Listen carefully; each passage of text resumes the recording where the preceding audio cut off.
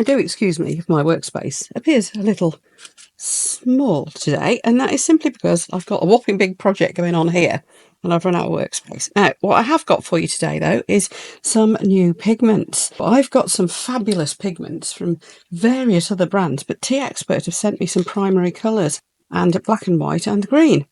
So I thought I'd better give these a try. Now, pigment pastes in bottles, really great idea. I like them in pots too. But let's see how little we need to make it opaque. That was one drop, and look at that. Now that is the difference between pigment pastes and normal liquid colours. That is completely opaque. Look at that. Amazing. Right, now I'm going to work my way through all of their colours, and we're going to try them in these little scorpion moulds. So there's our black. Now, white, you usually need an awful lot to make opaque, don't you? Now, I bet I haven't even opened this one. Yep. I've only tried a couple of them, to be fair, so far. So we're going to open this one. So whilst I've got all these fabulous colours, I hadn't really got a set of your basic essentials like this. Right, that was one little blob. Let's get my stick, which I have cleaned. Now is one little blob in that pot. These are little shot glasses, and they're like about, I don't know, 1/3 to 1/4 full. Is that enough to make it opaque? Almost. I would say, yeah, it's kind of about 90% opaque. Now, the thing with pigment pastes is that they are very heavily pigmented, a lot more than your liquids. So if you're going for a transparent effect, you'd have to go incredibly sparing with a pigment paste. However, if you want a nice solid colour, it's the way to go. That's good, isn't it? Right, we're going to put these in to a couple of moulds. So let's see what our black and our white looks like. Is that enough to do a whole mould? Probably not. So what we're going to do is we are going to try the white in here too. The way we're going to do that is pour it in his tail. See, that is properly opaque. I've deliberately put this into the coloured mould rather than the white one so that you can see that. Let's see how they mix as well. So far I'm impressed. I've mixed in really well into the resin. Let's just see what happens here. Now, white normally sinks, doesn't it? So we could get something weird and interesting happen. I don't know. We'll see. Need that pushed up a little bit more though, don't I? Keep going with the white. I just want to see how vivid, how opaque these colours are. And I'm probably going to leave them in sunlight on my windowsill in a really hot room facing south for about a week and see if we get any discoloration. I know the resin that I'm using doesn't discolour or go yellow or anything like that. Right, there we go. Put this last little bit in something else. And that's definitely full, so that's going to be interesting, isn't it? Right, next couple of colours. So we've done the black and they to one side, done the black and the white.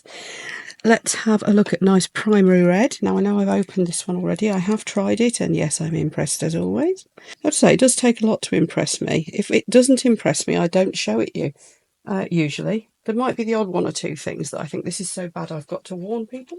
But usually, look at that, one drop. But usually, if I show you something, it's because I'm quite impressed with it. Maybe just a tiny drop more, but you see how little it needs. Now, when you're using liquid pigments, now they are particularly good if you're going for translucent effect and you don't want to overdo the colour, so you can get a beautiful glass-like effect. But if you wanted to go opaque, you'd have to use an awful lot. And of course, there is a point at which, if you keep adding it, it's going to stop your resin from curing, because effectively, you're diluting your resin. Well, as you can see with these, you need so little colour with a pigment paste because it's so intense, so heavily pigmented. That's not an issue. 2 little drops is not going to overload it, is it? Right, so there's some red. Should we go yellow next? Where's the yellow gone? Again, I have had the yellow open already. It's a golden yet, beautiful golden yellow. Look, gorgeous. And that's quite a big blob, but compared to what you'd have to use with a liquid colour, I don't think that's very much at all, really, is it? We'll put it in the tail of this red one. Mixes in so easily. Now, because this is a pale colour, I think you're going to need a bit more of your pigment, so the second little blob will be enough. I must admit, I do love using pigment pastes. They last forever. Well, they seem to. Not forever. Not literally. Don't sue me.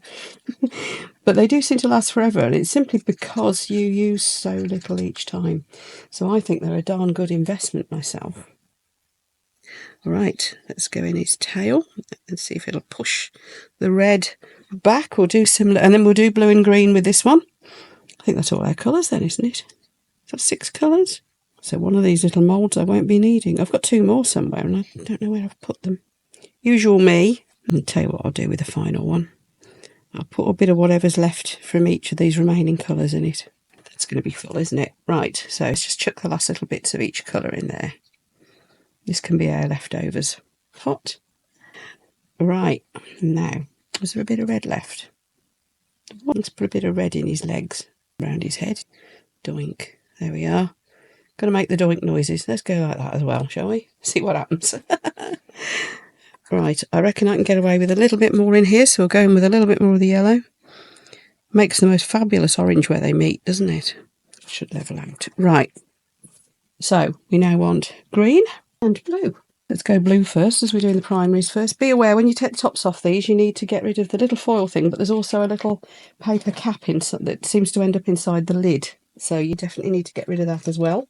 What I think as well is quite nice is these lids are, the nozzles are transparent, so you can see where the colour's coming to. See what I mean? As you squeeze it down.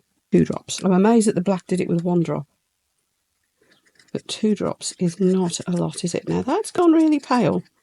I wonder if I didn't shake the bottle. Let's give him a shake. I bet these settle in transit. That'll be why. There we go. What a beautiful blue. Now that is still see-through, and I think it is because I didn't shake the bottle. So I'm just going to put that to one side. We'll drop it in something else. And I'll give the bottle another darn good shake. And the green one. And we'll come back in a moment. I found I still need it. Maybe I still haven't shaken it up enough. But that is an absolutely beautiful blue. I just can't get it to go opaque. It could be because I haven't put enough time into shaking it. However, here's a little trick for you. If you want one to go opaque and it hasn't, just put a tiny dot of white and that will go opaque. But as like I said, it probably is me not having shaken it up enough. Ooh, look at that. See? Immediately opaque. Although it's a much lighter blue now, of course. Add white, that's what's going to happen, isn't it? So what I'm going to do is I'm going to put a bit of that. Then let's have a bit of the blue that was still rather transparent. We'll put some of that in this one too. Interesting to see what happens where all these colours meet. We should end up with quite a mix. Don't think we're going to get as far as green in this one, are we? It should make its own green with all that blue in. Right, we're going to try the green next. And I haven't mixed this one up. I haven't opened this one before either. So let's get in there, get our lids off. This time I'm going to give it a good shake. This is a good way to do it, by the way. Roll it really fast between your hands. And I'm only going to mix a bit of this one because it's our last colour. And I don't think we've got any room for our little top up in here. Right, in we go again. That blue is absolutely beautiful. Maybe it's not meant to be opaque. I don't know. Gosh, look at that green. Again, it's not opaque. Maybe, I don't know whether that's me not shaking enough, or whether that is the way they're meant to be. It looks to me as if it might be the way they're meant to be, actually. I don't know. I shall ask Teexpert and put something down in the video comments. I shall also, of course, I'll be back to demold these in a bit. So if I get a reply from Teexpert in the meantime, I will let you know. But look, aren't they beautiful? Whether they're meant to be clear or whether they're meant to be opaque. I think they're so beautifully transparent that I think they're meant to be. But see how little we had to use to get that fabulous deep green. And I've got my blue mix coming up through there, so we're going to put a little bit more of the transparent blue in this midsection just to top it up. And I think I might put, there's a tiniest bit of green left in there. I'm going to put a tiny dot of the white in that as well, so we'll see. We should end up with a pale minty, shouldn't we? Ooh, that's pretty. I like that colour. Should we put a bit of this? Should we do it in a bit of a mixy one? Let's put a bit in the tip of his claws. Oh, there we go. As I said, I will go find out whether these, the blue and green, whether it's just me or whether they really are these beautiful transparent colours intentionally. We'll go and find that out. And I'll be back to demold these. It's so hot in my craft room. I am sweating. I know, that's not ladylike. We glow, we don't sweat, do we? Trust me, I sweat. Let's put a bit in the end of this one's claws too.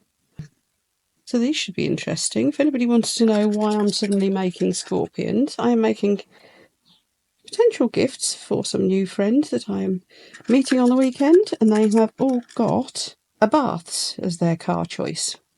And some of you might know that the logo of Abbas is a scorpion. Don't know what these colours are going to do, but gosh, don't they look at that. I reckon you can marble these. It depends how, well, let's see how this ends up. We'll see, won't we? Right, I'll catch you later, folks. We're going to be demoulding these in, as I said, it's so hot in here, probably a couple of hours, I would say. These should be demoldable now. Before I do, though, look, I did these in the black. Really intense black, aren't they? Those are into resin moulds, by the way. Right, here we go. And as I'm doing this, I have a couple of thank yous I want to make. First of all, to all of you who watch my videos all the way through. If you're with me this far, thank you. Thank you very much to those who choose to subscribe. I know it's free, but it still means an awful lot to me, your subscriptions. And my channel members. Of course, I hope you're all having fun with the perks and the sneak previews of the videos. Thank you very much for your support. If anybody wants to subscribe, join, or anything else, there's a load of buttons down here, so just click things. Right. Oh, that's come out nice. The yellow got dominated rather by the red, didn't it? But lovely, solid, opaque colours. Teexpert haven't got back to me yet, so I will put in the video comments when they have got back to me what I find out about the green and the blue. But suffice it to say, they are beautiful colours. I was just expecting them to be opaque, that's all. But it might be me and my incompetence. As you can see, these are still slightly soft because I'm being impatient as usual. By the way, folks, if you demould your resin while it's still soft, you really should still have gloves on. So I should be going and washing my hands properly after this. Oh, look at that. Isn't that nice? And that weird minty colour did sink. The white sinks, folks. That's interesting to know because it's come through into the top of his claws. Nice, eh? Let's see what the black and white one did then. Because the white here's disappeared. I'm expecting that to have come through the other side. Let's see. No, it's just gone along the sides. It's a rather nice effect though, isn't it? Got a little bit of a greyishness there.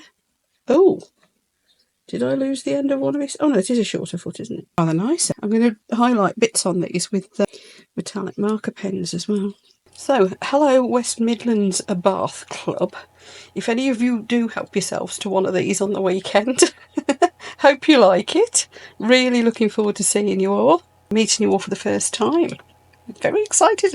And I've just got my car back from its repairs as well in time for the event.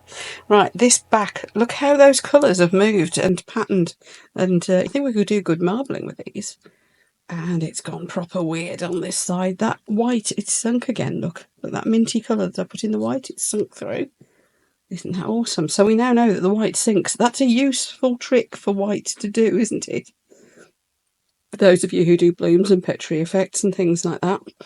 There we are. What do we think then, folks, of these colours? Personally, I think if you're looking for a nice set of what we could call awesome basics, your primaries, your black and white and your secondary green, I think you couldn't go far wrong with this set. I think they're pretty awesome. If you've enjoyed this video, you know what to do. There'll be a link to another one up here, which I think you will enjoy too.